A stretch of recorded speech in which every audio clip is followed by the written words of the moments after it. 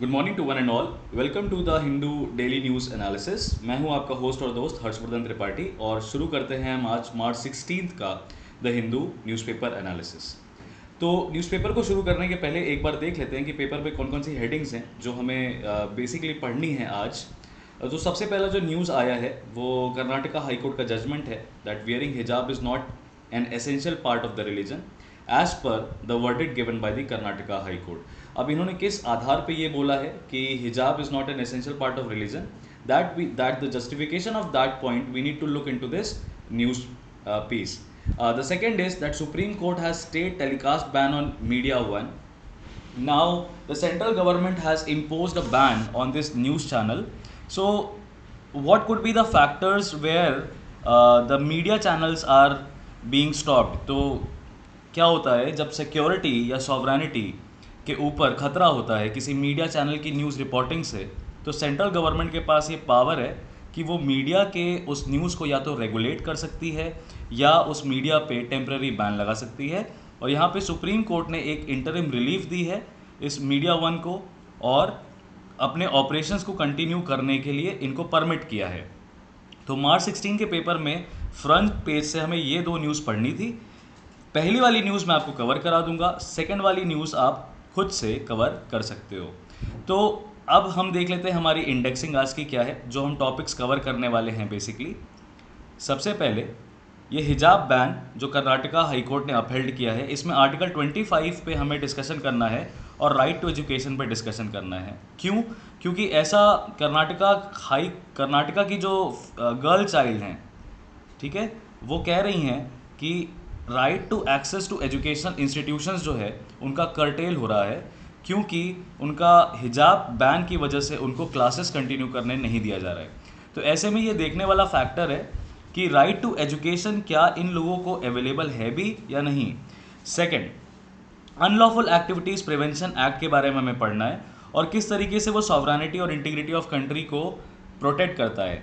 ये GS2 के point of view से बहुत इंपॉर्टेंट है और इसमें मेंस के आंसर राइटिंग क्वेश्चन की भी हम प्रैक्टिस करेंगे इस न्यूज़ को ध्यान में रखते हुए। शर्जील इमाम जो कि सिटीजनशिप अमेंडमेंट एक्ट के प्रोटेस्ट में वहाँ पे एक जामिया मिलिया इस्लामिया का स्टूडेंट है और नई दिल्ली में अरेस्ट कर लिया गया था, उसके ऊपर चार्जेस फ्रेम कर दिए हैं दिल्ली कोर्ट ने। तो किस आधार पे UAPA काम करता है, क्या वो इम्पॉर्टेंट है आज के टाइम में, क्या UAPA वाकई में एक ड्रैकोनियन लॉ है जैसा कि उसको बोला जाता है, इन सारे बातों पे हमें डिस्कशन करना ज़रूरी है। बट हम ये तभी कर पाएंगे जब हम UAPA की आत्मा को समझ पाएंगे कि आखिरकार क्या टारगेट करता है UAPA। फर्दर आगे बढ़ें तो सबसे इंपॉर्टेंट है आज का एडिटोरियल एनालिसिस। आज दो एडिटोरियल एनालिसिस हम आपके सामने करने वाले हैं, जिसमें कि पहला एडिटोरियल जो है वो भरतनाट्यम डिप्लोमेसी, इंडिया की भरतनाट्यम डिप्लोमेसी के बारे में बोलता है। अब ये भरतनाट्यम डिप्लोमेसी है क्या, इसमें हम देखेंगे कि बहुत सारे फैक्ट्स और डिप्लोमेटिक रिलेशंस जो इंडिया ने बनाए थे, डिप्लोमेटिक रिलेशंस जो डिफरेंट कंट्रीज़ के साथ इंडिया ने समय समय पे बनाए थे, उसके ऊपर हमें फैक्ट्स पता चलेंगे। तो हम उनको ध्यान में रखेंगे GS2 की आंसर राइटिंग के लिए कि इंडिया एक्ट ईस्ट पॉलिसी के अंदर क्या कर रहा है, किस तरीके से इंडिया डिप्लोमेटिक मैन्यूवरिंग कर रहा है प्रेजेंट ग्लोबल कॉन्टेक्स्ट में। ये सारी बातों पे इस एडिटोरियल में ऑथर ने समझाया है और प्रीलिम्स पॉइंट ऑफ व्यू से फैक्ट्स ऑब्वियसली हमारे लिए ज़रूरी है। दूसरा एडिटोरियल एनालिसिस जो आज हम करने वाले हैं वो है एक्लिप्स ऑफ सॉवरेन इक्वालिटी। देखिए, सिविल सर्विसेज की परीक्षा में इंपॉर्टेंट ये रखता है कि आप फिल्टर करना जानते हो कि न्यूज़पेपर में कैसे आर्टिकल्स को, कैसे एडिटोरियल्स को ज़्यादा इंपॉर्टेंस देनी है। तो जो कोई भी एडिटोरियल एक बेसिक सब्जेक्ट से डील करे, आपके सिलेबस में जो दिया हुआ हो उसको इम्पॉर्टेंस देनी रहती है। और यहीं पे हमारे जो न्यूज़पेपर के सेशंस हैं वो इम्पॉर्टेंस रखते हैं आपके लिए, जहाँ पे हम आपका ये काम आसान कर देते हैं। हम आपको सिंपली बता देते हैं कि ये वाले एडिटोरियल्स को, ये वाले आर्टिकल्स को आप पढ़ो, बाकी सब आप ना भी पढ़ो तो भी चलेगा। इस एडिटोरियल में अगेन डेमोक्रेटाइजेशन की बात करिए इंटरनेशनल बॉडीज़ की। ये मोस्ट प्रोबेबल क्वेश्चन की तरह भी मुझे समझ में आता है आगे आने वाले मेंस एग्जामिनेशन के लिए in the next 2 years, because socialization of these institutions and democratization of these institutions has become a relevant point of debate, point of contention between the developed world and the developing world. हाल फिलहाल में देखा जा रहा है कि United Nations जो है वो रशिया यूक्रेन की क्राइसिस को रोकथाम करने में असफल रहा है। ऐसे में जो डेवलपिंग नेशंस हैं या कुछ ऐसे नेशंस हैं जो जंग का हिस्सा नहीं बनना चाहते हैं, नॉन अलाइन मूवमेंट वाली कंट्रीज़ हैं, उनके ऊपर बहुत ज़्यादा प्रेशर आ रहा है टू चूज़ अ साइड। इस केस में इंडिया ने क्योंकि एब्सटेन किया है किसी भी तरह का वोट डालने फेवर या अगेंस्ट में, तो ये इंडिया के लिए एक चैलेंज बन गया है अपने आप में कि किस तरीके से वो वेस्ट को और रशिया को बैलेंस करेगा, क्या कर भी पाएगा। वहाँ पे उन्होंने डेमोक्रेटाइजेशन के बारे में बात कराया है और क्यों ज़रूरी है डेमोक्रेटाइजेशन और किस तरीके से आपसे क्वेश्चन पूछा जाएगा वो हम आपको बता देंगे। ठीक है, तो ये तो हो गई हमारी डिटेल में इस क्वेश्चन पे डिस्कशन। आपको इस स्लाइड में एडिटोरियल पढ़ना है, मैं आपको समझाऊंगा भी। उसके बाद एक न्यूज़ आई है, international day to combat Islamophobia. इसके लिए यूनाइटेड नेशन जनरल असेंबली में एक रेजोल्यूशन पास किया गया है कि 15 मार्च को इस्लामोफोबिया को रिकॉग्नाइज करेंगे और उसको एक इंटरनेशनल डे बना देंगे। फोबिया यानी किसी भी चीज़ से भय या किसी भी चीज़ से घृणा या किसी भी चीज़ से जब आप डिस्टेंस करते हो, तो इस्लामिक फोबिया है, इस्लाम की तरफ एक तरह का लोगों के अंदर एक एंटी फीलिंग है, उसको रिकॉग्नाइज कर रहा है यूनाइटेड नेशन जनरल असेंबली। और ऑब्वियसली इंडिया ने कहा है कि किसी एक पर्टिकुलर रिलीजन के फोबिया को आप इंटरनेशनल डे की तरह कैसे रिकॉग्नाइज कर सकते हैं, जबकि हमने इतिहास में देखा है कि एंटी हिंदू, एंटी सेमिटिज्म और एंटी क्रिश्चियनिटी कई जगह पे प्रोटेस्ट हुए हैं, कई जगह पे इसी पॉइंट पे एथनिक क्लींजिंग हुई है। तो अगर कोई कम्युनिटी ज़्यादा फोबिया फेस करती है सोसाइटी में और कोई कम्युनिटी कम करती है, तो इसका मतलब तो ये नहीं है कि किसी एक पर्टिकुलर फोबिया को, रिलीजियस फोबिया को आप इंपॉर्टेंस दो। तो यहाँ पे इंडिया ने ये पॉइंट करा है। अब international day to combat Islamophobia again हमारे लिए एक important factual point of view से ज़रूरी हो जाता है। आगे फर्दर जो छोटे पॉइंट ऑफ इंफॉर्मेशन हैं वो हमारे लिए गावी कोवैक्स का इनिशिएटिव है। इंडिया के वैक्सीनेशन सपोर्ट में GS2 के पॉइंट ऑफ व्यू से आंसर राइटिंग में भी आपके लिए ये कारगर होगा कि इंडिया ने किस तरीके से थर्ड वर्ल्ड कंट्रीज़ को सपोर्ट किया है in the times of crisis. उसके बाद ऑपरेशन गंगा के ऊपर S जयशंकर ने बोला है कि हमें यूक्रेन की आर्मी ने कंफ्यूजिंग साइंस दिए हमारे बच्चे को, जिसकी वजह से वहाँ पे सूमी मेडिकल कॉलेज में जो इंडियन स्टूडेंट स्ट्रैंडेड थे उनको इवैक्यूएट कराने में बड़ी डिफ़िकल्टी हुई। And it was the personal call of our prime minister that उन्होंने रशिया से भी बात करी, उन्होंने यूक्रेन से भी बात करी, ताकि वो इन बच्चों को सेफ़ पैसेज प्रोवाइड करा सकें, सेफ़ पैसेज प्रोवाइड करा सकें और साथ ही साथ वो सीज़ फायर कुछ समय के लिए उस एरिया पे कर सकें। ये सब कुछ जेनेवा कन्वेंशंस के अंडर रिकग्नाइज्ड है, जेनेवा कन्वेंशंस के अंडर रिकग्नाइज्ड है कि किस तरीके से सिविलियंस को, जिनका वॉर में कोई रोल नहीं है, उनको मदद करनी पड़ेगी एग्रेशन कंट्री और विक्टिम कंट्री के द्वारा। फिर मेंस आंसर राइटिंग प्रैक्टिस में आज हमारे लिए 2 सवाल हैं, ठीक है, जिसमें पहला सवाल ये कहता है आपसे कि freedom of expression is not absolute, explain with constitutional provisions. संवैधानिक जो प्रोविजंस हैं उसके हिसाब से आपको बताना रहेगा कि फ्रीडम ऑफ एक्सप्रेशन एब्सोल्यूट नहीं है। इसको डिटेल में हम डिस्कस कर लेंगे। डेवलपिंग वर्ल्ड ने बड़े स्ट्रांगली वेहेमेंटली सपोर्ट किया है किस चीज़ को, cause of democratising United Nations, state reasons and examine the difficulties. You know that you have to write down these answers after the newspaper discussion, and you can send your answers at this email address, that is prepareforupsc@prep.in. So I am your host and friend for the day, Harshvardhan Tripathi. Let's quickly start examining the Hindu news paper today. So the very first news is wearing hijab is not essential. Now ban in schools have been constitutionally held permissible. We need to make sure this that school dresses के ऊपर हिजाब पहनना ban किया है। हिजाब all together एक activity है जिसको बैन नहीं किया है। यहाँ पे जजमेंट ने बोला है, it held that wearing the hijab is not an essential practice of Islam. It's not an essential practice in Islam, and it is not therefore protected under the right to freedom of religion guaranteed under Article 25. The court said it was reasonable restriction that was constitutionally permissible. Now reasonable restrictions की अगर हम बात करें तो article 19 clause 2 में reasonable restrictions हैं जो कि 8 तरीके की दी गई हैं। ये 8 तरीके की रीजनेबल रिस्ट्रिक्शंस हो सकती हैं डिसेंसी को ध्यान में रखते हुए, मोरालिटी ऑफ द स्टेट को ध्यान में रखते हुए, public order, public health, sovereignty, integrity of the nation, security of the state, and likewise. Also, you cannot commit an offense just because you are saying that you are practicing your freedom of religion. है ना? Freedom of religion practice करते समय आप किसी भी तरह का offence नहीं कर सकते। तो इस तरह के कुछ रीजनेबल रिस्ट्रिक्शंस हैं जो कि आर्टिकल 19 क्लॉज 2 में दिए हुए हैं। आर्टिकल 19 क्लॉज 2 के ये रीजनेबल रिस्ट्रिक्शंस में से आर्टिकल 25 में 2 रीजनेबल रिस्ट्रिक्शंस दिए हुए हैं, 2 रिस्ट्रिक्शंस दिए हुए हैं। तो हम वो रिस्ट्रिक्शंस जो हैं जो कि आर्टिकल 25 यानी फ्रीडम ऑफ रिलीजन से जो रिलेटेड है उसको डिस्कशन करेंगे। पर आगे भी देख लेते हैं कि न्यूज़ क्या कह रही है। तो ये जो जजमेंट है ये 3 जजेस की बेंच ने दिया है, justice Rituraj Awasthi, justice Krishna S दिस्ट्रिक्ट and justice JM Khazi. Now notice the democratic nature of the bench. 3 जजेस हैं, 3 जजेस हैं जिसमें से अब आपको बेसिकली कोर्ट को किसी कम्युनल कलर से नहीं रंगना चाहिए, बट आप देख सकते हो कोर्ट ने कितने इंटेलिजेंटली बेसिक कम्युनिटी, सब कम्युनिटी को इन्वॉल्व किया है डिसीजन मेकिंग में, ताकि एक फेयर रैशनल डिसीजन पे कोर्ट पहुंच पाए।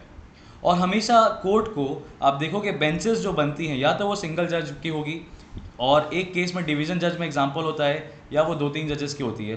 बाकी सारी जो कोर्ट की बेंच होती है वो या तो 5 की होती है, या तो 7 की होती है, या तो 9 की होती है, या 11 की होती है, या 13 की होती है। मैक्सिमम जजेस जो हम बिठा सकते हैं, मैक्सिमम जजेस जो हम बिठा सकते हैं वो 15 होते हैं, 15। ठीक है, ये ध्यान में रखना है आपको। गवर्नमेंट का जो ऑर्डर है उसमें क्या बोला है, गवर्नमेंट के ऑर्डर ने क्या बोला था, गवर्नमेंट ने बोला था कि जो गाइडलाइंस है यूनिफॉर्म्स की, गाइडलाइंस जो है यूनिफॉर्म्स की, है ना, स्कूल्स और प्री यूनिवर्सिटी कॉलेजेस में, वो कर्नाटका एजुकेशन एक्ट 1983 को ध्यान में रखते हुए कर्नाटका सरकार ने बनाई थी। उडुपी शहर में ये प्रोटेस्ट हुआ है। 129 पेज के जजमेंट में बेंच ने बोला है कि कुछ अनसीन हैंड्स हैं, कुछ इनविजिबल हैंड्स हैं जो कि सोशल अनरेस्ट इंजीनियर करने की कोशिश कर रहे हैं in the name of religious freedom. ठीक है, अब देखिए कोर्ट ने हिजाब के पॉइंट ऑफ व्यू पे क्या बोला है। कोर्ट ने हिजाब के पॉइंट ऑफ व्यू पे ये बोला है कि आपको बेसिकली ध्यान रखना है यहाँ पे कि हिजाब जो है एक तरह का सिर्फ कपड़ा है, ऑर्डिनरी कपड़ा है जो कि मुस्लिम वुमेन पहनती हैं। इसका ओरिजिन अरबिक वर्ब में है ना, जिसका मतलब होता है to hide, to hide. This way hijab marks the difference, protects and arguably affirms the religious identity of Muslim women. तो रिलीजियस आइडेंटिटी को दर्शाता है, रिलीजियस आइडेंटिटी को दर्शाता है, और लेकिन एसेंशियल रिलीजियस प्रैक्टिस नहीं है ये। ऑलराइट, अब देखो आगे हम बढ़ते हैं, इसका कंटिन्यूएशन आपको पता है द हिंदू का पेज 8 में रहता है, तो हम पहले न्यूज़ को कवर कर लेते हैं कि पेज 8 में इसके कंटेक्स्ट में क्या बोला है। हाँ, पर ओवैसी साहब क्या कह रहे हैं, ओवैसी साहब कह रहे हैं कि ये फ्रीडम ऑफ रिलीजन को वायलेट करता है ना, और ओवैसी साहब इनफैक्ट इस एक्सटेंट तक चले जाते हैं जहां वो जजेस के डिस्क्रिशन को भी चैलेंज करते हुए कह रहे हैं कि ये एब्सर्ड है दैट जजेस डिसाइड करते हैं essentiality of religious practices, it is between the individual and the God, state should be allowed to interfere in religious rights only if such acts worship harm the others. Okay, so this is what they are saying. अब इसमें ये again political point of view पे नहीं जाना चाहता हूँ मैं, but I think an expert as good as Owaisi should understand that every law, every right that emanates in this country is sourced from the constitution itself. Now I'll tell you what the constitution of India says with regards to freedom of religion. All right, so for that we will need to have a reference to article 25, and the students, the petitioners have moved to the Supreme Court, and unfortunately the students have mentioned it that the judgment of and the government order of Karnataka has went out of proportion. They are highly disappointed. So one of the students, one of the petitioners, Aisa Hajira Almaz, said that she feels betrayed by the verdict. by the administration. And she mentioned that hijab says hijab is not an essential religious practice, and because of this fact she feels betrayed. So maybe she is not aware about what their Islamic tradition says, what the purpose of hijab was historically, culturally, but this is what she is saying, and they have related it to the right to access to education. कह रहे हैं कि हमें हमारी education discontinue हो जाएगी इस verdict की वजह से। मतलब यहाँ पे इतना स्ट्रॉन्ग पॉइंट है कि ये कह रहे हैं कि ये अपने हिजाब को पहनेंगे ही पहनेंगे, भले ही इनकी एजुकेशन डिसकंटिन्यू कर दे स्टेट। सो अगर आपके लिए रिलीजियस प्रायोरिटी है और एजुकेशन प्रायोरिटी है, तो बैलेंस ऑफ कन्वीनियंस या ये बैलेंस जो है किस तरफ फेवर करना चाहिए, ये आपको अपने वेलफेयर के लिए डिसाइड करना पड़ेगा। ये स्टेट रेगुलेट आपके डेफिनेटली आर्टिकल 25 को रेगुलेट कर सकता है। तो हम पहले उस न्यूज़ को कवर कर लेते हैं। इस न्यूज़ में यहाँ पे हिजाब is not essential part of religion का कंटिन्यूएशन है। देखिए कोर्ट ने क्या बोला है। कोर्ट ने बोला है कि जो हिजाब है वो कुरान के पहले से, यानी कि इस्लाम के स्टार्ट होने के पहले से रिकमेंड किया जा रहा था एक जोग्राफिकल एरिया में। तो एक एरा की बात करता है कोर्ट, कहता है कि इस्लाम के पहले का जो एरा है, जो समय है, उसको जाहिलिया बोला है। जाहिलिया मतलब a time of barbarism and ignorance, ठीक है। और कुरान में हिजाब क्यों लाया गया था? क्योंकि कुरान ने molestation of innocent women bye aggressive man को रिकॉग्नाइज किया था और वुमेन को प्रोटेक्शन देने के लिए कहा था कि इस तरीके से आप अपने बॉडी पार्ट्स को, अपनी बॉडी को छुपा सकते हो और एक तरह की आपको सोशल सिक्योरिटी प्रोवाइड हो जाएगी against such barbarism. However improbable it sounds, however unconvincing it sounds, that is what has been the basis of the 129-page judgment.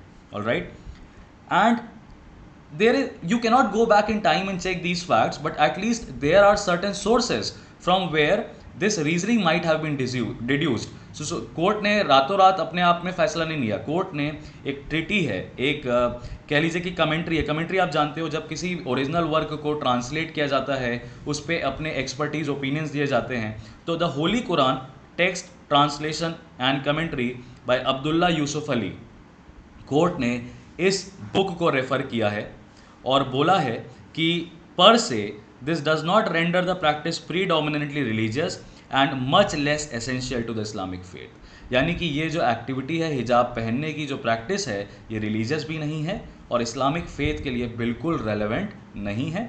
इसके लिए उन्होंने अलग अलग जो सूरा है, कमेंट्रीज ऑन सूरा, उनको रेफर करते हुए कहा है कि holy Quran does not mandate wearing of hijab for Muslim women. So have no disinformation about it. There have been a lot of social media posts which have mentioned that Quran says that it is an essential practice. देखिए Quran interestingly क्या कहता है आगे। कुरान में ये कहा गया है साफ साफ कि let there be no compulsion in religion. Let there be no compulsion in religion, which means अगर कुरान कहता है कि कोई चीज़ ज़बरदस्ती नहीं करा सकते हैं, कुरान में ये चीज़ कहा गया है, तो इसका मतलब हिजाब एसेंशियल रिलीजियस प्रैक्टिस कैसे हो सकता है? बिकॉज हिजाब अल्टीमेटली आउट ऑफ कंपल्सन पहनते हैं, ये हम प्रिज्यूम कर रहे हैं। लेकिन हाँ, अगर कुछ लोग अगर अपनी रिलीजियस आइडेंटिटी को रिफ्लेक्ट करने के लिए हिजाब को पहनते हैं, तो वो फिर आर्टिकल 25 के अंडर नहीं आएगा, वो हमारी freedom of speech and expression के अंडर आएगा, आर्टिकल 19(1)(a) के अंडर आएगा।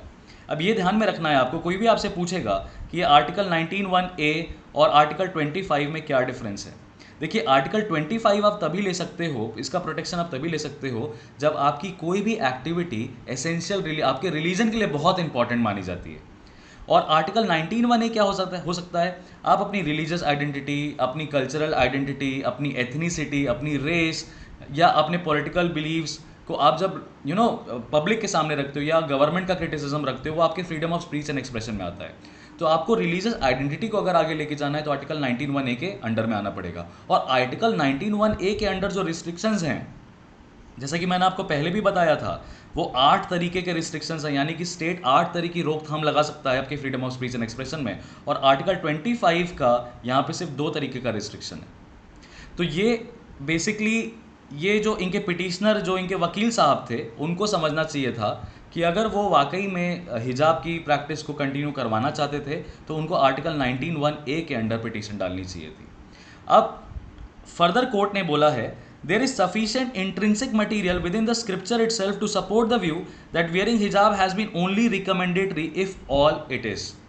सिर्फ रिकमेंडेशन था एक तरीके का कि हिजाब पहना जा सकता है, वो कोई कंपल्जन नहीं था। ठीक है, एक आर्टिकल है वील्ड वुमेन हिजाब रिलीजन कल्चरल प्रैक्टिस 2013 का, सारा स्लिनिंगर का, सेंट्रलिया इलिनॉइस से, जिसमें उन्होंने बोला कि वियरिंग हिजाब again is not religious practice and the practice started long before Islamic prophet Muhammad was born. ना कोई चीज़ धर्म के शुरू होने के पहले से ही थी तो वो धर्म का पार्ट कैसे बन गई? ठीक है, thus it can be reasonably assumed that the practice of wearing हिजाब had a thick nexus to the socio-culture conditions. Please remember this word, socio-culture conditions prevalent in the region. So it's basically emanated from a geographical, particularly geographical area, and as per the security. So you can say social security की जो requirement थी for women, उसके context में ये practice निकली थी, और उसके बाद आया इस्लाम। तो इस्लाम जब बाद में आया तो ये रिलीजियस प्रैक्टिस इस्लाम की नहीं है। तो ये तो हो गई कोर्ट के ऑर्डर की बात, हमने डिटेल में समझ लिया। डेफिनेटली इसको चैलेंज तो करेंगे ही करेंगे, इतनी आसानी से हमारे भारत देश में कुछ नहीं हो जाता है। सुप्रीम कोर्ट भी इस पर अपना ओपिनियन रखेगा। अब supreme court Karnataka high court के डिसीजन को फेवर करता है, उसमें कुछ पॉइंट्स जोड़ता है, वो अभी देखने की बात है, बट ये मैटर अभी चलने वाला है। आर्टिकल 25 देखिए क्या कहता है कॉन्स्टिट्यूशन का। कहता है आपको किस तरह की फ्रीडम देता है, फ्रीडम ऑफ कंसाइंस देता है, free profession, practice, propagation of religion की फ्रीडम देता है। तो ये बेसिकली इसमें कितने तरीके की फ्रीडम है? 2 तरीके की फ्रीडम है। पहला, आपके कंसाइंस को एक्सरसाइज करने की, यानी कि अगर आप अथीस्ट हो, आप किसी भी भगवान पे, किसी भी सुपर नेचुरल पावर पे या गॉड पे बिलीव अगर नहीं करते हो, तो ये आपकी आज़ादी है कि आप फ्रीडम ऑफ कंसाइंस अपना प्रैक्टिस करो। आप मानते हो नहीं मानते हो, ये आपको आज़ादी देता है आर्टिकल 25। दूसरे तरह की जो आपको आज़ादी देता है वो देता है प्रोफेस करने की, यानी कि आप किसी रिलीजन को प्रोफेशनली आगे ले जा सकते हो, उसको आप प्रैक्टिस कर सकते हो और उसको प्रोपोगेट भी कर सकते हो। बट देखिए, प्रोपोगेशन ऑफ रिलीजन में अगेन रिस्ट्रिक्शंस लगेंगे, किस तरीके से आप अपने रिलीजन को प्रोपोगेट कर रहे हो। तो हमारे यहाँ पर राइट टू इक्वालिटी भी है, जो कि रिलीजन्स को भी इंश्योर होती है कि एक रिलीजन दूसरे रिलीजन को क्रिटिसाइज करके या दूसरे रिलीजन के ऊपर चढ़ के अपने आप को प्रोपोगेट नहीं कर सकता है। म्यूचुअल एक्सेप्टेंस होना चाहिए, म्यूचुअल रिस्पेक्ट होना चाहिए, इंक्लूसिविटी होनी चाहिए। अब इसका क्लॉज 1 क्या कहता है? पब्लिक ऑर्डर को ध्यान में रखते हुए, मोरालिटी को ध्यान में रखते हुए, हेल्थ को ध्यान में रखते हुए और other provisions of this part को ध्यान में रखते हुए, है ना। तो कितने तरह के रिस्ट्रिक्शंस लगा दिए यहाँ पे देखिए, public order, morality and health, 2 तरह के रिस्ट्रिक्शंस लगा दिए। और other provisions of this part, कौन सा पार्ट है ये कॉन्स्टिट्यूशन का? ये पार्ट 3 है, आपके फंडामेंटल राइट्स वाला पार्ट है ना। कहता है ये फ्रीडम जो है, all persons are equally entitled to freedom of conscience and right to, वही बात, सारे पर्सन्स को ये राइट जो है, ऑल पर्सन्स। अब ऑल पर्सन्स में मैं आपसे पूछूं, क्या सिटीजन्स आएंगे सिर्फ, या एलियंस भी आएंगे, यानी कि फॉरेन पर्सन्स? तो सिटीजन्स भी होंगे ऑल पर्सन्स में और एलियंस यानी फॉरेन पर्सन्स भी होंगे। तो कोई अगर फॉरेनर आए और यहाँ पे अपने रिलीजन को प्रैक्टिस करना चाहे तो रिलीजियस इंस्टीट्यूशन में जाके कर सकता है। ध्यान रखिएगा, सुप्रीम कोर्ट का एक और ऑर्डर है जो कहता है पब्लिक कन्वीनियंस को ध्यान में रखते हुए आप कोई भी अपने राइट को एक्सरसाइज कर सकते हो। आपका राइट इस एक्सटेंट तक नहीं जा सकता कि वो पब्लिक इनकन्वीनियंस कॉज करे। उसके बाद क्लॉज 2 जो है इस आर्टिकल का, वो कहता है स्टेट में मेक अ लॉ, स्टेट में मेक अ लॉ, जिसमें कहता है कि स्टेट रेगुलेट कर सकता है, स्टेट रिस्ट्रिक्ट कर सकता है कैसी एक्टिविटीज़ को, किसी भी तरह की इकोनॉमिक, फाइनेंशियल, पॉलिटिकल और सेकुलर एक्टिविटी को जो कि रिलीजियस प्रैक्टिसेस के साथ रिकग्नाइज होती है। और इसी आर्टिकल के आर्टिकल 25 क्लॉज 2 के अंडर जो पावर है वो कर्नाटका गवर्नमेंट ने अपने बेसिकली एक तरीके से पावर को एक्सरसाइज करते हुए वो ऑर्डर प्रोमलगेट किया था, जिसमें कि उसने स्कूल में और कॉलेजेस में ये हिजाब को बैन किया, यानी एजुकेशनल इंस्टीट्यूशंस में बैन किया है, सड़कों पे बैन नहीं किया है, आपके घरों में बैन नहीं किया है, पब्लिक प्लेसेस में बैन नहीं किया है। It's only the educational institutions. So clause B, sub clause B of clause 2 allows the government और the state to provide for social welfare. Social welfare reforms कर सकता है। सोशल वेलफेयर रिफॉर्म्स के under upliftment of women हो सकता है, protection of women rights हो सकता है, जेंडर इक्वालिटी हो सकता है। जैसे कि इसी के चलते उन्होंने ट्रिपल तलाक जो है, आपको पता है ट्रिपल तलाक बड़ा ही आउटरेजियस था एक वुमेन के लिए, वुमेन की मॉडेस्टी के लिए, वुमेन के राइट्स के लिए, उसको डीरिकग्नाइज़ किया। इसी तरीके से साबरीमाला वर्डिक्ट में एक वुमेन को उसकी मेंस्ट्रुअल साइकिल के दौरान मंदिर के अंदर जाने नहीं दिया जा रहा था। तो ये बात थी कि ये चीज़ जो है वो एसेंशियल रिलीजियस प्रैक्टिस है, पर कोर्ट ने बोला कि ये डिस्क्रिमिनेटरी नेचर की है, इसलिए सोशल वेलफेयर रिफॉर्म्स जो हैं समय समय पे हर रिलीजन में कोर्ट जो है वो प्रोवाइड करता है।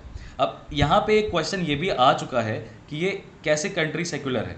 अगर आपके रिलीजियस प्रैक्टिसेस को स्टेट बताएगा, if state determines what is religious practice, if state determines what is religious practice, how can you say that your country is secular?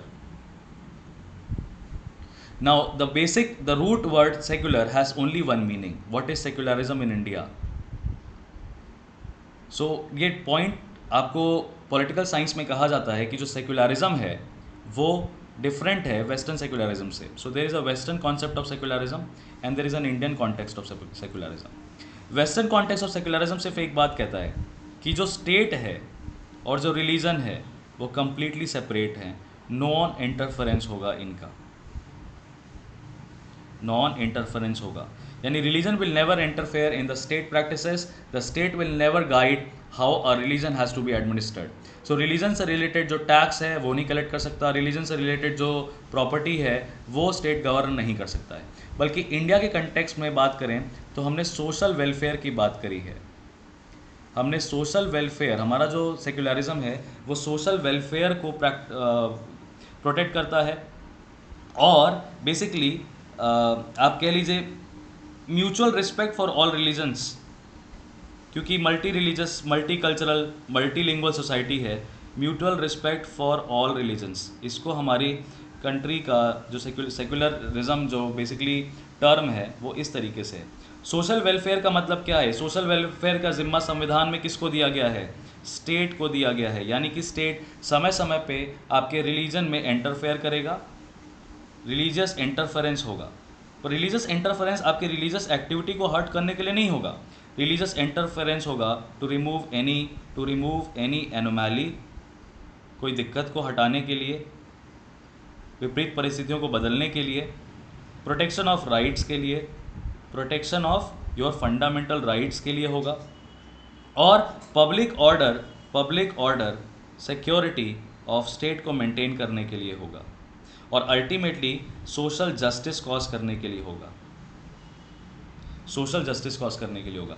तो ये नेचर है इंडिया के सेक्युलरिज्म का, और उसी को ध्यान में रखते हुए जो कोर्ट्स हैं वो एसेंशियल रिलीजियस प्रैक्टिस डिटरमाइन करती हैं। अब यहाँ पे ओवैसी साहब ने कितना इनकैलकुलेटेड बयान दिया है, ये ओवैसी साहब ज़्यादा बेहतर तरीके से समझ सकते हैं।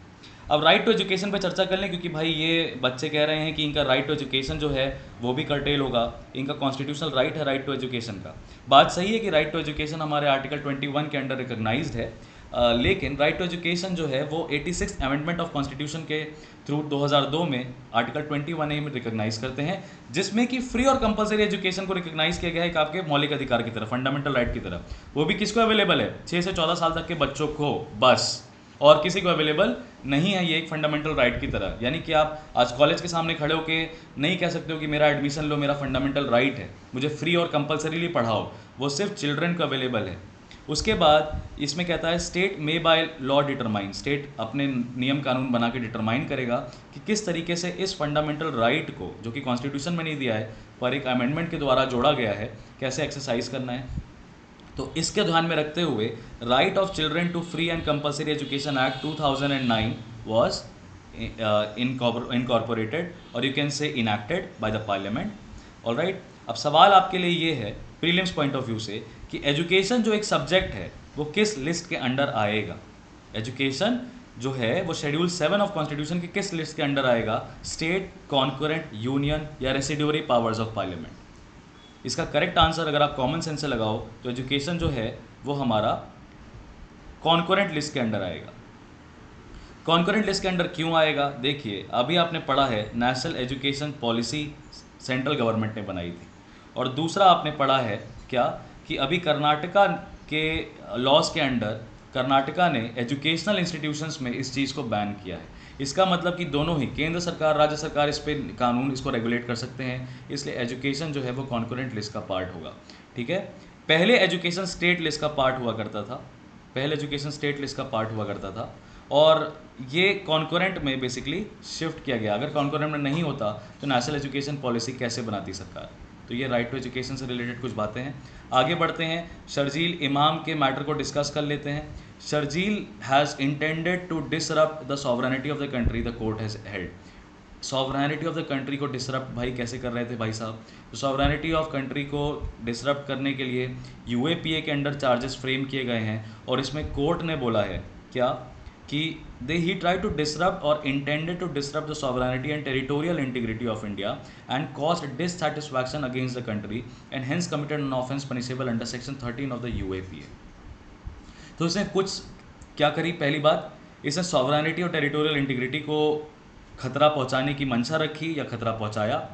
दूसरा, इसने सरकार के विरुद्ध, कंट्री के विरुद्ध डिससेटिस्फैक्शन अपने स्लोगनरिंग से करी और ऑफेंस कमिट कर दिया। ठीक है, इन्होंने ASJ रावत ने, जो सॉलिसिटर जनरल हैं जो कि इस चीज़ को देख रहे थे, उन्होंने कहा इमाम through speeches has pamphlets propagated that Muslims by reason of being Muslims all right have been denied और deprived of their rights as citizens of India.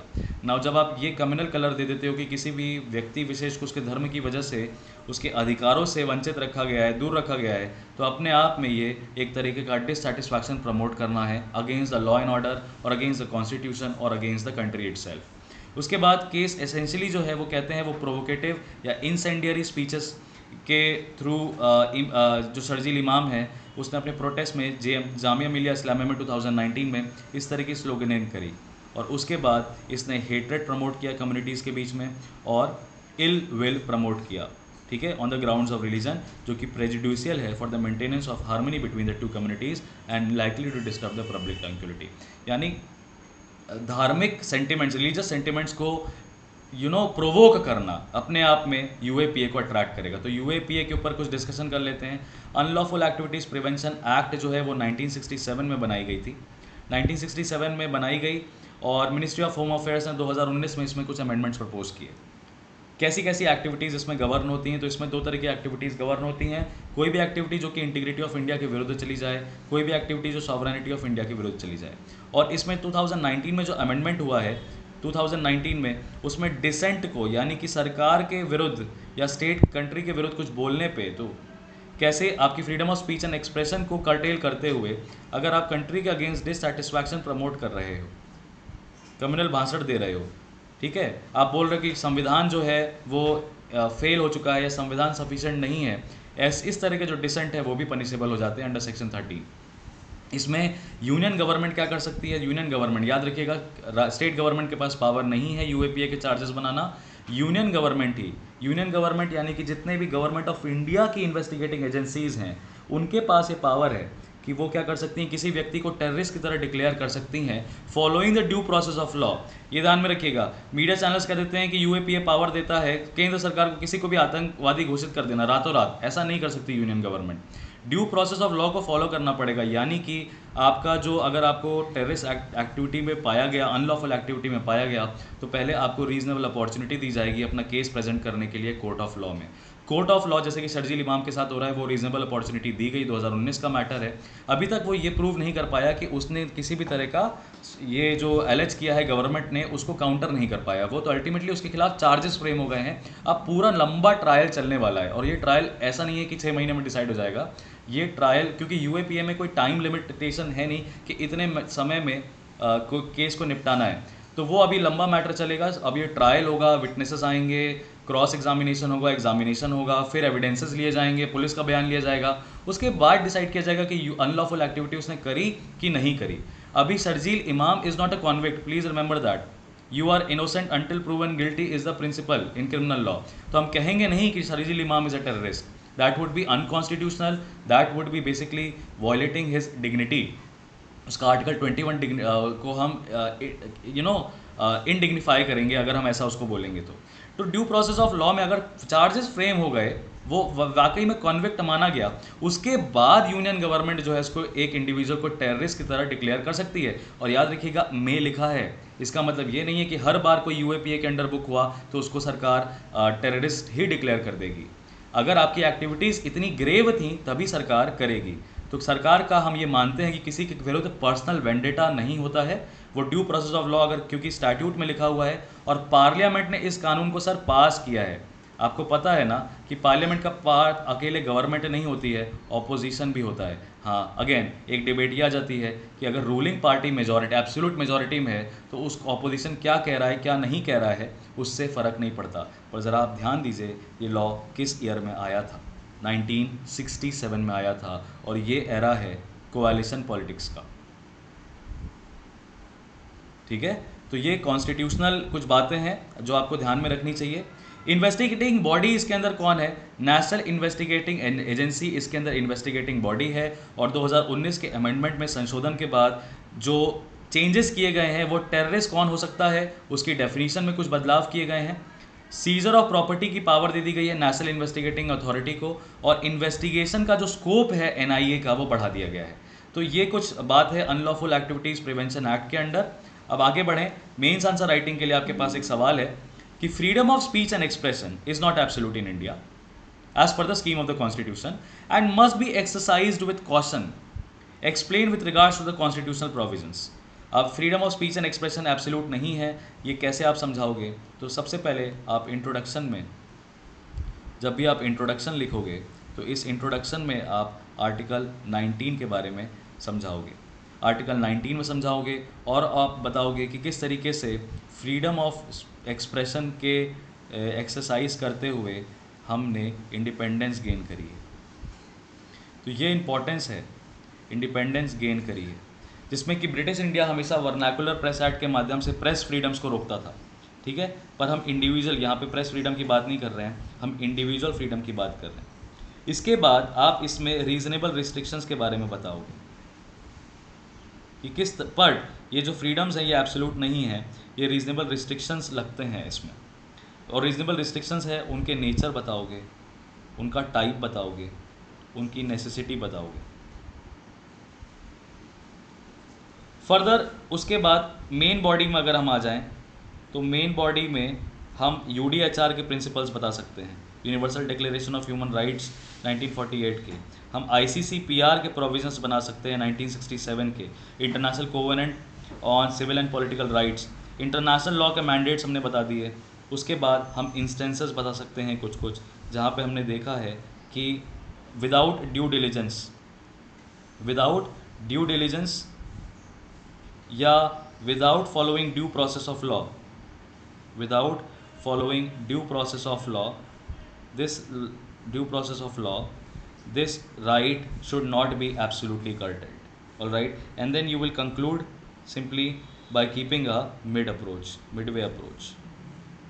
याद रखिएगा अपने आंसर्स में कभी भी आपको सरकार की, अगर क्रिटिकली एग्जामिन भी बोले तब भी आपको सरकार की एब्सोल्यूट निंदा नहीं करनी है, आपको उसके लूपहोल्स बनाने हैं, उसके सॉल्यूशंस बताने हैं और आगे बढ़ जाना है।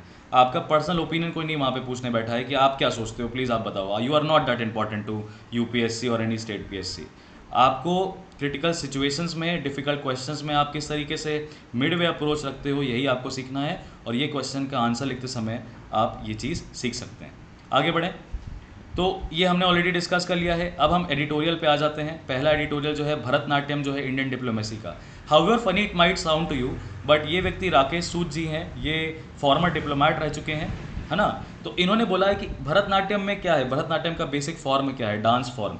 इसमें अलग अलग पॉस्चर्स होते हैं, अलग अलग मूव्स होते हैं, अलग अलग समय पे अलग अलग एक्सप्रेशंस देते हैं जो आपके मन की भावना को बताता है। तो कोई भी एक तरीके का थीम लेके नहीं चलता भरतनाट्यम। भरतनाट्यम में बहुत सारे फॉर्म्स होते हैं जो कि एक ही डांस के दौरान दिखाए जाते हैं। अब इंडिया ने एक समय पे भरतनाट्यम का डांस पूरी दुनिया में दिखाया है अपना। कैसे? तो इन्होंने बोला 1991 में डिसइंटीग्रेशन हुआ सोवियत यूनियन का। सोवियत यूनियन हमारा अच्छा खासा पार्टनर हुआ करता था। सोवियत यूनियन के डिसइंटीग्रेशन के बाद उनका जो फ्लैग है यूएसएसआर का वो नीचे कर दिया गया और यूएसएसआर को 15 रिपब्लिक्स में तोड़ दिया गया। अब इंडिया के पास चैलेंज था कि वो पुराने रशिया के साथ ही रिश्ता बनाए या उनके नए 15 रिपब्लिक्स के साथ भी रिश्ता बनाए। तो इंडिया ने इस चैलेंज को एक्सेप्ट किया और अपने नए रिलेशनशिप्स बनाए इन कंट्रीज़ के साथ, सेंट्रल एशिया की कंट्रीज़ के साथ। सेंट्रल एशियन कंट्रीज़ में कजाकिस्तान, किर्गिस्तान, तुर्कमेनिस्तान, उज़्बेकिस्तान और ये सारी कंट्रीज़ आ जाती हैं। साउथ कॉकस के रीजन्स की कंट्रीज़ के साथ आर्मेनिया के साथ, अजरबैजान के साथ, रोमानिया के साथ, जॉर्जिया के साथ, इनके साथ उन्होंने रिश्ते बनाए। सेंट्रल यूरोपियन कंट्रीज़ के साथ रिश्ते बनाए, जहाँ पे आज हम देख रहे हैं कि यूक्रेन है, हंगरी है, चेकोस्लोवाकिया है।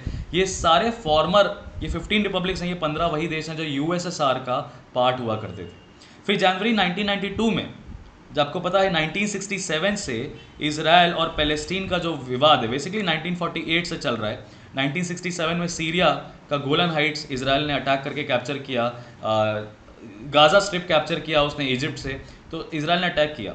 अब 1992 में हमने इसराइल के साथ डिप्लोमेटिक रिलेशंस बना लिए, यानी कि हमने जूइश कंट्री को ऑफिशियली रिकग्नाइज कर लिया और अपना ऑफिस वहाँ पे बनाया। उसके बाद 1992 में पीवी नारासिम्हा ने पहली यूनाइटेड नेशन सिक्योरिटी काउंसिल की समिट लेवल मीटिंग में पार्टिसिपेट किया, जिसमें British prime minister John Major preside कर रहे थे। और इस बायलैटरल मीटिंग में यूनाइटेड स्टेट्स ऑफ अमेरिका के साथ भी मुलाकात हुई और उन्होंने बोला कि बदलती दुनिया में इंडिया और यूएस को फ्रैंक एक्सचेंजेस करने पड़ेंगे ताकि जो कोल्ड वॉर का डिवाइड है वो कम हो सके। यानी कि कोल्ड वॉर के डिवाइड में इंडिया रशिया टूट चुका है और एक ही साल बाद हम यूनाइटेड स्टेट्स ऑफ अमेरिका से भी बातचीत करते हुए नजर आ रहे हैं। उसके बाद उन्होंने बोला न्यूक्लियर नॉन प्रोलिफरेशन की बात चली, डिसआर्मामेंट की बात चली, जिसमें इंडिया ने एक्टिवली पार्टिसिपेट किया और यूनाइटेड स्टेट्स ऑफ इंडिया के साथ India US civil nuclear cooperation agreement 2008 में बनाया। तो ये हो गया हमारा यूएस और रशिया के साथ, यानी ईस्ट एंड द वेस्ट के साथ किस तरीके से इंडिया ने बैलेंस 2 साल के अंदर अंदर बनाने की कोशिश करी बाय डिप्लोमेटिकली एंगेजिंग इटसेल्फ। हाँ, that time it was the PV Narasimha Rao the prime minister. उसके बाद साउथ ईस्ट एशिया कैसे दूर रह जाता, तो इंडिया ने एशियान समिट जनवरी 27 1992 को अटेंड किया और प्राइम मिनिस्टर ने लुक ईस्ट पॉलिसी को डिक्लेयर किया और इंडिया एशियान के जो सेक्टोरल डायलॉग्स पार्टनरशिप है वो शुरू हो गई। 1995 तक इंडिया का जो पार्टनरशिप है वो फुल डायलॉग पार्टनरशिप में बदल गया। 1996 में इंडिया ने उनका security platform Asian regional forum join कर लिया। 2002 में इंडिया एशियान समिट की भी शुरुआत होने लग गई, यानी कि India ultimately ASEAN Association of South East Asian Nations का, जिसमें 10 देश हैं, उसका इम्पॉर्टेंट पार्टनर बन गया, सिक्योरिटी पॉइंट ऑफ व्यू से भी, पॉलिटिकल पॉइंट ऑफ व्यू से भी। Alright, so this is how India has been engaging. China और ताइवान के साथ मिस्टर राव ने चाइना विजिट किया 1993 में, है ना, कॉन्फिडेंस बिल्डिंग मेजर्स लिए, एग्रीमेंट किए कि एलएसी में पीस एंड ट्रैंक्विलिटी बना के रखना है। ताइवान ने सबसे पहले अपना ऑफिस 1992 में मुंबई में ओपन किया और वापस से उसने रीलोकेट कर दिया 1995 में अपने ऑफिस को न्यू दिल्ली में इंडो ताइपाई एसोसिएशन के अंडर। यानी कि इंडिया अगेन ताइवान के साथ भी और चाइना के साथ भी डिप्लोमेटिक एंगेजमेंट कर रहा है। और आप देखिए ये 4-5 साल के अंतराल में ही हो रहा है, यानी कि सारी की सारी फॉरेन पॉलिसी जो हमारी है वो 1990 के बाद एक एक्सपेंशनरी रुख ले रही है। हम किसी को भी इग्नोर नहीं कर रहे, सबके साथ डिप्लोमेटिक एंगेजमेंट जो हैं अपने बना के चल रहे हैं। ठीक है, तो सिंपल सा पॉइंट ये है कि you may appear in different forms to others but after you have first secured your interests. That is what India is doing. India ने कहा कि इनका ऐसा कहना है कि इंडियन सरकार ने यूनाइटेड नेशन जनरल असेंबली में वोट नहीं किया, वोट करने से पीछे हटे, ठीक है, अपने कोर इंटरेस्ट को ध्यान में रखते हुए। अब ये कहते हैं कि ये कार्डिनल प्रिंसिपल है सिक्योरिटी काउंसिल का, जो उनको समझना चाहिए इंपॉर्टेंट नेशंस को। क्यों? क्योंकि वेस्टर्न कंट्रीज सोच रही थी कि इंडिया फेवर में वोट कर देगा या इंडिया अगेंस्ट में वोट कर सकता है, क्योंकि वो तो रशिया का हिदायती है, रशिया का सहायक है। ठीक है, और इसमें इन्होंने बोला कि एब्सटेंशन से इंडिया को ग्रे जोन में डाल दिया है, इंडिया ने खुद को ग्रे जोन में डाल दिया। माने कि अब आप सोचिए कि इंडिया किसके साइड है। इंडिया ने अपने इंटरेस्ट को बचाया है और इंडिया क्या कर रहा है, एक फेंस सेट कर रहा है। फेंस सेट कर रहा है, फेंस सेट करने का मतलब क्या है, हमें वेस्टर्न एग्रेशन, वेस्टर्न सैंक्शंस ना झेलने पड़े और हमें रशिया का एक तरीके से मॉरल ग्राउंड्स पर सपोर्ट ना करना पड़े, इसलिए हमने वोट ही नहीं डाला। या वो अपना डिप्लोमेटिक मैन्यूवरिंग कर रहा है, जो कि एक सक्सेसफुल आउटकम होता है कि बैलेंस कहीं ना कहीं एक्ट ऑफ बैलेंस प्ले करेगा। इस सारे पॉइंट्स को इन्होंने बताया है। The second outcome is positive one, but to appear in different forms at the same time we need to revive the kind of Bharatanatyam that mister Dikshit used so effectively to navigate those turbulent times even as he helped the course for Indian foreign policy 3 decades ago. ठीक है, ये point यहाँ पे इन्होंने काफ़ी अच्छे से समझाया, आई होप समझ गए होंगे। इसी कंटेक्स्ट में जो सेकंड एडिटोरियल है वो हमारा इंपॉर्टेंट हो जाता है, the eclipse of sovereign equality. Ukraine crisis जो है उसने फिर से ये दर्शाया है कि जो माइट, जो पावरफुल है वही सही है वर्ल्ड ऑर्डर में, और जो where all are equal but some more equal than others. Again he is saying that Russia is a powerful country, Ukraine is a weak country. और राइट, अब फर्दर ये समझाते हैं कि इन्होंने बोला है कि कई सारे इन्होंने ज्यूरिस प्रूडेंस यानी कि स्टेट थियरी जो बताई है सर थॉमस अर्स्काइन की, जॉन ऑस्टिन की, उसको इन्होंने यूज़ किया है और कंडेम किया है। जॉन ऑस्टिन की थियरी कहती है, जॉन ऑस्टिन साहब हैं, वो कहते हैं कि लॉ क्या होता है, law command of the sovereign होता है backed by sanction. Law command होता है सॉवरेन कंट्री का, यानी कि मेरे लिए क्या सही है मैं डिसाइड करूंगा, वो सॉवरेनिटी का प्रिंसिपल है। तो ऐसे में अगर कोई कंट्री कहती है कि मेरे लिए ये सही है और वो इंटरनेशनल लॉ के विपरीत चला जाए तो फिर तो वो सही ही हुई, क्योंकि सॉवरेन लॉ क्या है, सॉवरेन का कमांड जिसमें वो सैंक्शन लगा दे, सैंक्शन मिलिट्री एक्शन हो सकता है। अब ऐसे में इंटरनेशनल लॉ का जो स्टेटस है वो रिडिक्यूल हो जाता है, वो डिग्रेड हो जाता है, ऐसा फैजल सीकेजी कह रहे हैं। फिर भी उन्होंने बोला कि कुछ म्यूचुअल रिस्पेक्ट्स होते हैं, कुछ बेसिक प्रिंसिपल्स होते हैं जो कि बना के चलने चाहिए, जिसको हम ग्रैंड नॉर्म प्रिंसिपल्स कहते हैं, कि इनके बिना तो देखो पीस एंड ट्रैंक्विलिटी नहीं आ सकती। वो सॉवरेन इक्वालिटी का कॉन्सेप्ट है कि हर कंट्री एक तरीके से सॉवरेन तो है पर इक्वल भी है, यानी कि अपने दायित्वों का, अपने कर्तव्यों का निर्वहन करने में फुल्ली इंडिपेंडेंट है, किसी के प्रेशर में नहीं आएगी। क्या कहता है, ये जो प्रिंसिपल है सॉवरेन इक्वालिटी, कलेक्टिव सिक्योरिटी के, ये सोर्स हैं नॉन एग्रेशन का और पीसफुल सेटलमेंट ऑफ डिस्प्यूट्स का, जो कि यूक्रेन भी इग्नोर करते हुए नज़र आ रहा है, जो रशिया ने तो फिर भी इनको रशियन इन्वेजन ऑफ यूक्रेन बोला है, और बोला है कि ये एक्ट ऑफ एग्रेशन है और वायलेशन है यूक्रेन की सॉवरेनिटी का, सॉवरेन इक्वालिटी के कॉन्सेप्ट का। आगे इन्होंने बोला है कि आर्टिकल 2.4 है यूएन चार्टर का, जो कहता है कि मेंबर स्टेट्स यूनाइटेड नेशंस के, यूनाइटेड नेशंस में 193 मेंबर्स हैं, कहता है कि यूनाइटेड नेशंस के आर्टिकल 2.4 में लिखा हुआ है दैट मेंबर्स कंट्रीज वुड रीफ्रेन, यानी रुकेंगे in their international relations from threat, अपने किसी किसी के डर में नहीं आएंगे, किसी तरह का फोर्स यूज़ नहीं करेंगे, किसी की टेरिटरी को एनेक्स नहीं करेंगे, किसी की पॉलिटिकल इंडिपेंडेंस को नहीं छीनेंगे, है ना, और किसी भी तरीके से ऐसा काम नहीं करेंगे जो यूनाइटेड नेशंस के पर्पसेस के विपरीत हो। और यूनाइटेड नेशंस का सिर्फ एक पर्पस है, आगे आने वाली जनरेशन को वॉर के भय से, वॉर के आफ्टर इफेक्ट से प्रोटेक्ट करना। और यहाँ पे तो ये पूरा का पूरा यूक्रेनियन पॉपुलेशन के कंटेक्स्ट में बात करें तो उल्टा नज़र आ रहा है। यूएन चार्टर एक डॉक्ट्रिन ऑफ कलेक्टिव सिक्योरिटी भी रखता है आर्टिकल 39 के अंदर, कहता है जो सिक्योरिटी काउंसिल है वो डिटरमाइन करेगी किसी भी तरह के थ्रेट को, और वो थ्रेट किसको होगा, पीस को होगा या ब्रीच ऑफ पीस को होगा या एग्रेशन होगा, और रिकमेंडेशंस देगी। याद रखिएगा ये शैल मेक रिकमेंडेशंस है सर, मिलिट्री एक्शन नहीं ले सकता United Nation Security council unless and until chapter 7 of UN charter invoke कर दिया जाए। तो चैप्टर 7 इन्वोक करने पे पूरी कंट्रीज़, जो दुनिया की कंट्रीज़ हैं, तमाम कंट्रीज़ हैं, 80 देश जिन्होंने साथ भी दिया था, उन्होंने इस चैप्टर 7 को हटवा दिया था, बोला ना ना ना, मिलिट्री एग्रेशन नहीं करना है भाई, मिलिट्री एक्शन नहीं लेना है, वर्ल्ड वॉर 3 को तो ये तो नेता देने जैसा हो जाएगा। आर्टिकल 14 और आर्टिकल 42 को ध्यान में रखते हुए इंटरनेशनल पीस और सिक्योरिटी को मेंटेन करेंगे। आगे कहता है, अब इन्होंने बोला कि भाई ये देखिए ये सब तो यूनाइटेड नेशंस का कितना अच्छा प्रिंसिपल है, कितनी अच्छी वैल्यूज़ है, कितनी अच्छी बातें करता है, सॉवरेन इक्वालिटी की बात करता है, कलेक्टिव सिक्योरिटी की बात करता है, कंसेंसस डायलॉग को प्रमोट करता है, नॉन एग्रेशन को प्रमोट करता है, बट फिर भी ये सारे कार्डिनल प्रिंसिपल्स हैं, ये एक तरफा तब खत्म हो जाते हैं जब ओलिगार्की हो जाती है यूएन में। ओलिगार्की का मतलब होता है कुछ प्रमुख पावरफुल लोग चलाते हों जब स्टेट को, यानी कि होता है ना कि आपके पास, आप एक ट्राइबल लीडर हो, आपके पास 100 लोग हैं, तो आपके पास 100 लोग हैं, सामने वाले के पास 50 लोग हैं, एक किसी के पास 75 लोग हैं, तो आपने क्या किया, आप 3 लोग, आपके पास इतने लोग हैं तो आप लोग मिल गए, 3 ताकतवर मिल गए और उन्होंने वो एरिया को अपना कम्युनिटी बना लिया। तो होता है ओलिगार्क्स कहते हैं इनको, जहाँ पे powerful man come together form a union to govern the weak. So oligarchy हो रही है यूनाइटेड नेशन सिक्योरिटी काउंसिल में P5 कंट्रीज़ की, यानी कि जो 5 परमानेंट मेंबर्स हैं। अब ग्लोबल वर्ल्ड ऑर्डर कहता है और जो डेवलपिंग वर्ल्ड है वो कहती हैं P5+, यानी कि इसमें जर्मनी को भी इंक्लूड कर लीजिए आप। कौन कौन सी कंट्रीज़ हैं यूनाइटेड नेशन सिक्योरिटी काउंसिल में परमानेंट मेंबर्स में? रशिया, चाइना, फ्रांस, यूके और यूएसए, है कि नहीं? आपको दिखाई दे रहा होगा इस पूरे मैटर में एक तरफा आवाज़ में बात कर रहा है यूएसए और यूके, और उसी के विपरीत चाइना और रशिया जो हैं वो रशिया ने चाइना को थैंक यू बोला। बीच में कौन फंसा? हमारा फ्रांस, बेचारा फ्रांस फंस गया बीच में। क्यों फंस गया ये? क्योंकि ये तो था रशिया के साथ, इसका यूरोपियन यूनियन का तो ये तो पार्ट है भाई, यूके नहीं है, ये तो पार्ट है। और इसी में जर्मनी है, जर्मनी और फ्रांस ने बात करने की कोशिश करी थी रशिया से, पर किसी भी तरह का कंक्लूजन जो है ये लोग नहीं दे पाए, कुछ नहीं कर पाए।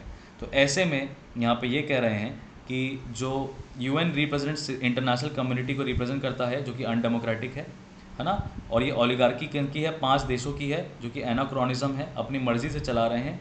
यूक्रेन क्राइसिस ने फिर से एक्सपोज कर दिया है कि यूएन सिस्टम कितना पैथेटिक कंडीशन में है और डिमांड करता है डेमोक्रेटाइजेशन ऑफ द ऑर्गेनाइजेशन को, यानी कि कोई ठोस फैसले नहीं ले पा रहे किसी देश के अंडर। तो ऐसे में इंटरनेशनल बॉडी का जो महत्व है वो तो खत्म ही हो जाता है ना। और आगे कहता है the support nearly that 18 countries gave for Ukraine, वो वेस्ट चला गया क्योंकि रशिया ने उसको क्या मार दिया? वीटो मार दिया। वीटो मारने का मतलब है कि ये रिजोल्यूशन हम कह रहे हैं पास नहीं होगा तो पास नहीं होगा। 80 देश कह रहे हैं पास करो, एक देश कह रहा है पावरफुल 5 कंट्रीज का, यूएनएससी के 5 देशों में से एक देश कह रहा है पास नहीं होगा, तो वो पास नहीं होगा। ये इतना ज़्यादा पावरफुल है वीटो का पावर, ठीक है। तो ये होता है कि ये सॉवरेन इक्वालिटी के प्रिंसिपल से इनकन्सिस्टेंट है, और रूल बेस्ड इंटरनेशनल ऑर्डर जो है वो लॉन्ग चेरिश एस्पिरेशन है लोगों की। याद रखिएगा ये सब टर्म्स अगर आप अपने आंसर्स में यूज़ करोगे ना, आंसर राइटिंग में ऐसे टर्म्स को आप यूज़ करोगे तो हमेशा आपके मार्क्स जो हैं वो ज़्यादा अच्छे होंगे, और एक तरीके से आप इंटेलिजेंट भी साउंड करोगे। तो ध्यान रखिएगा ये किस फैक्टर्स पे आपको डेमोक्रेटाइजेशन की बात कर रहे हैं। अब उसी के लाइट में आपके पास ये सवाल है। ये सवाल कहता है developing world vehemently supports the idea of democratising United Nations, how relevant it has become in the present context, explain in brief. 250 words में आपको ये समझाना है। इस एडिटोरियल के आप कॉपी पेस्टिंग मत करिएगा, इस एडिटोरियल से आइडियाज़ निकालिए और अपने आंसर्स को हमें ईमेल करिए। अब डिस्कशन को हम आगे बढ़ाते हैं, जो भी पॉइंट्स हैं उसको हम डिस्कस कर लेते हैं फर्दर। तो कुछ और न्यूज़ है हमारे लिए। यूनाइटेड नेशन रेजोल्यूशन जो है वो वन रिलीजन पे फोकस करता है, ऐसा इंडिया ने कहा है। यूनाइटेड नेशन जनरल असेंबली में एक रेजोल्यूशन पास किया गया है जो कि बोलता है मार्च 15 को इंटरनेशनल डे ऑफ इस्लामोफोबिया बनाएंगे। इंडिया के जो परमानेंट रिप्रेजेंटेटिव जिनको आप फोटो में देख पा रहे हो, टी.एस. श्रीमूर्ति, उन्होंने कहा कि जो ये रिजोल्यूशन है ये एक तरीके से प्रेसिडेंट नहीं बनना चाहिए, एक एग्जाम्पल नहीं बनना चाहिए जिसमें कि मल्टीपल रिजोल्यूशंस आने लगेंगे सेलेक्टिव रिलीजन्स के, और फिर यूनाइटेड नेशंस को एक रिलीजियस कैंप में डिवाइड कर देगा। कौन? Those in the favour of Christianity will say Christianophobia है, कोई एंटीसेमिटिज्म आ जाएगा तो कहेगा जुडाइज़म फोबिया है, फिर हिंदू फोबिया भी आ जाएगा। तो इस तरीके से यूनाइटेड नेशन सिक्योरिटी काउंसिल के 193 देश अलग अलग गुटों में, और वो भी धर्म के गुटों में बंट जाएंगे। तो ऐसा ना करिए, आप किसी एक पर्टिकुलर रिलीजन को इतना महत्व मत दीजिए। हाँ, आप कह सकते हो कि हिंदुइज्म जो है 1.2 बिलियन फॉलोवर्स हैं, बुद्धिज़्म में 535 मिलियन फॉलोवर्स हैं, सिखिज़म में अकेले 30 मिलियन फॉलोवर्स हैं, और स्प्रेड अक्रॉस द वर्ल्ड हैं, और कभी ना कभी किसी ना किसी ने किसी रिलीजन के द्वारा ऑपरेशन महसूस किया है। ठीक है, तो एक्नॉलेज करें कि रिलीजियो फोबिया है, ना कि सिर्फ इस्लामोफोबिया। ठीक है, ये पाकिस्तान के एम्बेसडर मुनीर अकरम ने कल्चर टू पीस के एजेंडा के अंडर रिजोल्यूशन किया था, और उसको वो एडॉप्ट कर लिया गया, यानी पास हो गया वो रेजोल्यूशन। तो एडॉप्शन ऑफ ड्राफ्ट रेजोल्यूशन में त्रिमूर्ति ने कहा इंडिया किसी भी तरह के एक्ट्स को क्रिटिसाइज करता है जो कि एंटीसेमिटिक हों, क्रिश्चियनिटी के अगेंस्ट हों, इस्लामिज़म के अगेंस्ट हों, लेकिन ये कहता है कि सिर्फ अब्राहमनिक रिलीजन्स ही फोबिक हैं या उनका ही फोबिया है, ऐसा अब इंडिया नहीं मानता है। There are other Abrahamic religions other than Abrahamic religions, तो जो कि हैं अब्राहमनिक रिलीजन्स क्या हैं? 3 हैं, क्रिश्चियनिटी, इस्लाम और जुडाइज़म। इन 3 के अलावा भी बाकी रिलीजन्स हैं जो अब्राहमिक ट्रेडिशंस के बाहर हैं, और उनको भी फोबिया महसूस करना पड़ता है। गवर्नमेंट ने इवैक्यूएशन डिले का जो है वो रीज़न बताया है, और क्वेरी उनको बेसिकली लोकसभा में झेलनी पड़ी एक्सटर्नल अफेयर्स मिनिस्टर को। उन्होंने कहा कि हम खुद ही अपना राज्यसभा में बयान दे देते हैं। एस जयशंकर ने कहा कि ऑपरेशन गंगा में 4000 बच्चों को हमें बाहर लेके आए थे, 18,000 बच्चे जो हैं वो कॉन्फ्लिक्ट में फंस गए थे। रशिया प्रेसिडेंट व्लादिमीर पुतिन ने फरवरी 24 को मिलिट्री ऑपरेशंस अपने स्टार्ट कर दिए। उसके बाद कुछ मेजॉरिटी ऑफ स्टूडेंट्स थे जिन्होंने चूज़ किया कि वो यूक्रेन में ही रहेंगे डिस्पाइट ऑफ आवर गाइडलाइंस। ठीक है, कुछ यूनिवर्सिटीज़ ने डिस्करेज किया और online studies because they denied to provide online studies, so students wished to stay and continue their education in that. And in this, he has said that the political signals were confusing as well. Political signals जो थे Ukraine में confusing थे. Public urgings not to take in by alarmism and reports of forced withdrawals created a confusing picture. ठीक है, इसमें Ukraine को भी इन्होंने ब्लेम किया है कहीं ना कहीं. गवर्नमेंट को बेसिकली ब्लेम झेलना पड़ा डिले का, और बोलते हैं कि आपने एडवाइजरी इतना लेट क्यों इशू करी, जहाँ पे यूएस यूके ने पहले ही कर दी थी. तो इसका जयशंकर ने क्लैरिफाई किया कि हमारे इंडियन ऑफिसर्स जो थे वो कॉन्फ्लिक्ट एरिया में मौजूद थे और वो पर्सनली प्रेजेंट थे सुमी मेडिकल कॉलेज की विसिनिटी में, ताकि वो हर एक बच्चे को इवैक्यूएट करा सकें. मिनिस्टर ने ऑपरेशन गंगा की डिटेल्स बताई और कहा कि 100% का कंट्रोल सेंटर बनाया हमने, ताकि वो कॉल्स को, असिस्टेंस को रिकग्नाइज कर सके. और 47 एक्सटर्नल अफेयर्स मिनिस्ट्री के जो ऑफिसर्स हैं उनको डिस्पैच किया गया था उस रीजन में, along with the 4 ministers, and given them travel facilities. It is one of the most you can say adventurous, or you can say most riskier or most daunting task of evacuation that India has conducted in the past 20-30 years. All right, Mr. Jaishankar made some statement in the Lok Sabha, but Congress MPs walked out soon after as clarification on the statement were not allowed. So over 5 lakh COVID deaths recorded so far. इसमें India ने, health minister ने कहा है कि हमारे external affairs ministry के द्वारा जो इन्फॉर्मेशन प्रोवाइड करी गई है, फरवरी 21 को 16.29 करोड़ कोविड वैक्सीन हमने 98 देशों से ज़्यादा को सप्लाई कर दिया है. So a good clap for India, क्योंकि देखिए ये बहुत बड़ी बात है. 16 करोड़ डोजेस प्रोवाइड करना, 16 करोड़ से ज़्यादा डोजेस प्रोवाइड करना, वो भी 98 कंट्रीज़ को. ठीक है, और ये या तो फ्री ऑफ कॉस्ट दिए गए हैं या ये लिमिटेड कॉस्ट पे उनको दिया गया है. These vaccines were supplied in the form of grants in aid, commercial sales by Indian manufacturers and under the Gavi COVAX initiative of WHO, that is the global vaccine alliance. तो ये कुछ points हैं जो कि आप पढ़ सकते हो. फर्दर आप ये वाली न्यूज़ को कवर कर सकते हो. आप उसके बाद यूएस की क्या वार्निंग है, चाइना को, रशिया को सपोर्ट करेगा. यूनाइटेड नेशंस ने बोला है कि म्यांमार जो है वो टॉर्चर कमिट किया है. बांग्लादेश ने बोला है कि वो रेप विक्टिम से कैरेक्टर को असैसिनेट नहीं करेगा, उनका प्रीवियस हिस्ट्री पूछ के, सेक्सुअल हिस्ट्री पूछ के. इस तरह की इन्फॉर्मेशन बहुत सारी हैं. भगत सिंह, सुखदेव और राजगुरु को मार्टियर्स क्यों कहा गया है, उनको why no martyr status is given to them, ये भी सवाल उठ रहा है. यूनाइटेड किंगडम को ब्रीफ किया गया है फॉरेन कंट्रीब्यूशन रेगुलेशन एक्ट के अंडर, FCRA एक्ट के अंडर के ऑक्सफैम का हमने जो ये NGO है इसकी फंडिंग जो है वो बंद करा दी है. तो ऑक्सफैम इंडिया की फंडिंग बंद हो चुकी है. यूके ने क्लैरिफिकेशन मांगा है और सुप्रीम कोर्ट ने बोला है कि हमें जो केंद्र सरकार है वो अपने जो भी रिप्लाईज होते हैं वो सील्ड कवर एनवेलप में ला के ना दिया करे, वो सामने वाले अपोजिट पार्टी को भी दिखाया करे. ये न्यूज़ भी आप पढ़ सकते हो. इस न्यूज़ को तो आप कवर करोगे ही करोगे. तो ये है हमारा आज बहुत ही ब्रिस्क द हिंदू का सेशन. एक बार रिवाइज कर लेते हैं कि हमने क्या क्या डिस्कशन किया है.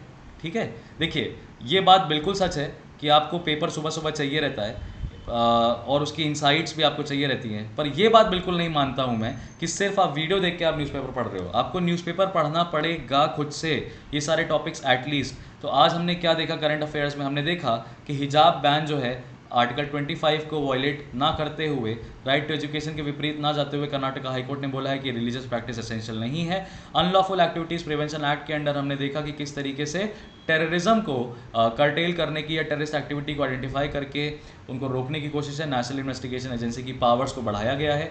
एडिटोरियल एनालिसिस की है जिसमें इंडिया की डिप्लोमेसी, भरतनाट्यम बोली गई है. बोला गया है कि भरतनाट्यम में अलग अलग फॉर्म्स होते हैं और अपने इंटरेस्ट को प्रोटेक्ट करते हैं. इसमें इंडिया का 1990 से जो कहानी स्टार्ट होता है USSR के 15 देशों में टूट जाने से, USSR के उन 15 देशों के साथ रिश्ता बनाना, फिर यूनाइटेड स्टेट्स ऑफ अमेरिका के साथ रिश्ता बनाना, कोल्ड वॉर के दौरान न्यूक्लियर डिसआर्मामेंट का पार्ट बनना, नॉन प्रोलिफरेशन का पार्ट बनना, इजराइल के साथ 1992 में रिलेशंस बनाना, चाइना के साथ 1963 में विजिट करना, 1992 में ताइवान के साथ रिलेशंस बनाना, एशियान के साथ 1996 से हमारा समिट लेवल डायलॉग बनना, 2002 से हमारा उनका सिक्योरिटी पार्टनर बनना.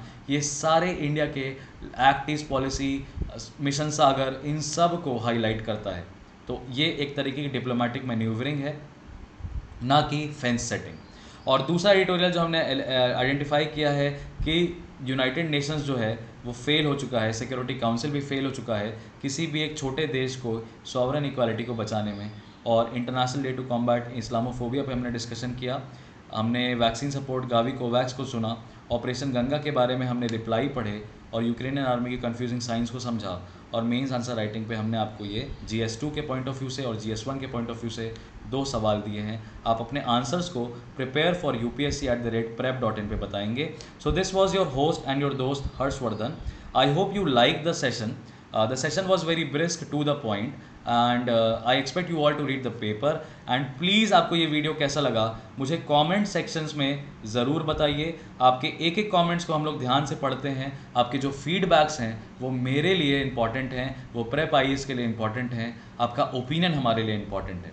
So thank you so much for staying patient on today's session of 16th March on the Hindu Daily News Analysis.